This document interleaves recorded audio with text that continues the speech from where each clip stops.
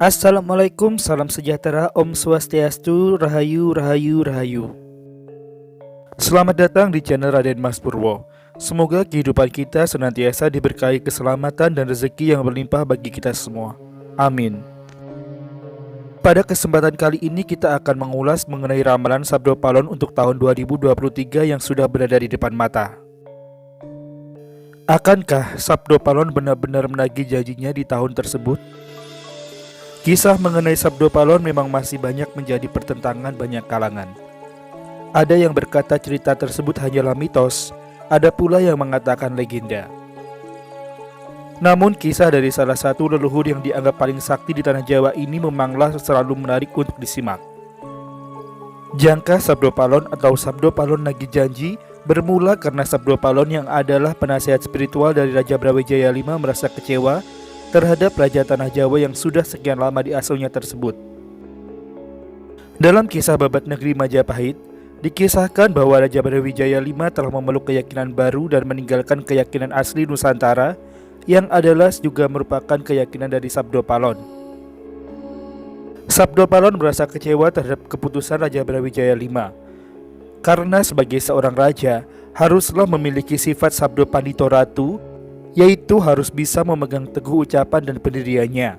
Selain itu, Sabdo Palon juga merasa khawatir bahwa jati diri dari penduduk Nusantara akan luntur tergantikan oleh pendiri bangsa lain.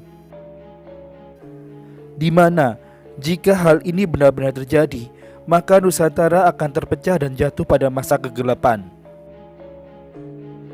Setelah melalui perdebatan panjang, akhirnya Sabdo Palon memutuskan untuk meninggalkan Prabu Brawijaya V dan pergi kembali ke alamnya. Namun sebelum melakukan hal tersebut, Sabdo Palon berjanji bahwa dirinya akan kembali lagi setelah 500 tahun untuk memulihkan kejayaan Nusantara seperti pada zamannya dahulu. Kedatangan Sabdo Palon setelah 500 tahun akan disertai dengan berbagai macam tanda-tanda dari alam semesta.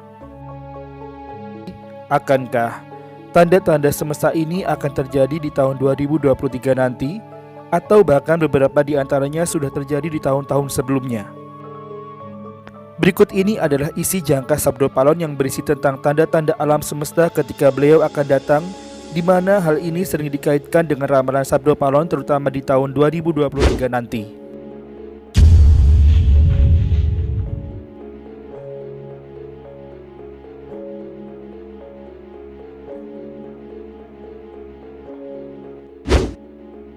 Kedatangan Sabdo Palon yang pertama akan ditandai dengan erupsinya Gunung Merapi di Jawa Tengah. Meskipun Gunung Merapi ini sudah berkali-kali mengalami erupsi, namun ada satu erupsi yang disebutkan dalam kitab Babat Negeri Majapahit yang menjadi tanda dari kedatangan Sabdo Palon, yaitu jika Merapi yang keluar mengalir ke arah barat daya dan mengeluarkan bau tidak sedap. Dalam berbagai versi ramalan tentang tahun 2023, juga banyak disebut-sebut bahwa pada tahun itu akan terjadi suatu bencana alam yang sangat berkaitan dengan batu dan juga api. Apakah ramalan ini merujuk kepada akan terjadinya erupsi Gunung Merapi sebagai petanda kedatangan Sabdo Palon untuk mengembalikan kejayaan Nusantara? Entahlah. Tanda kedatangan Sabdo Palon yang kedua adalah akan adanya banjir bandang. Sabdo Palon menyebutkan bahwa akan tiba suatu waktu di tanah Jawa ketika orang yang sedang menyeberang sungai dan sudah sampai di tengah, maka sungainya akan meluap dan akan banyak menelan korban jiwa. Rencana ini apabila dikaji lebih lanjut sebenarnya memiliki dua arti. Yang pertama adalah arti memang sebenarnya banjir, dalam makna sebenarnya seperti yang juga disebut dalam ramalan dunia yaitu tahun 2023 nanti. Dan arti kiasan atau arti yang kedua merupakan sebuah sanapan Jawa atau perumpamaan, yaitu mengenai banyaknya orang yang akan gagal atau hancur di tengah jalan ketika mencoba menggapai apa yang dicita-citakannya. Sabdo Palon kembali menambahkan bahwa semua yang terjadi kepada manusia tersebut adalah takdir semesta, dan sekaligus membuktikan bahwa di dunia ini ada suatu entitas kuasa agung Tuhan yang mengendalikan semuanya. Tanda kedatangan Sabdo Palon yang ketiga. Tanda kedatangan Sabdo Palon yang ketiga adalah ditandai dengan rusaknya tanah Jawa. Rusaknya tanah Jawa di sini sebenarnya merujuk pada bumi Indonesia secara menyeluruh dan menggambarkan betapa tatanan hidup masyarakatnya akan porak-poranda. Disebutkan oleh Sabdo Palon bahwa menjelang kedatangannya, tanah Jawa juga tidak banyak lagi menghasilkan. Para priai banyak yang susah hatinya, para pedagang banyak yang merugi, begitu pula para petani yang sawah dan ladangnya banyak diserang hama dan pencuri. Semua kerusakan tersebut timbul karena ulah manusianya sendiri yang sudah moralnya dan memiliki hawa nafsu yang tidak terpuaskan. Kemudian tanda kedatangan Sabdo Palon yang keempat adalah terjadinya kelaparan dan pagebluk. Dikatakan oleh Sabdo Palon bahwa pada saat itu manusia akan bingung mencari makanan.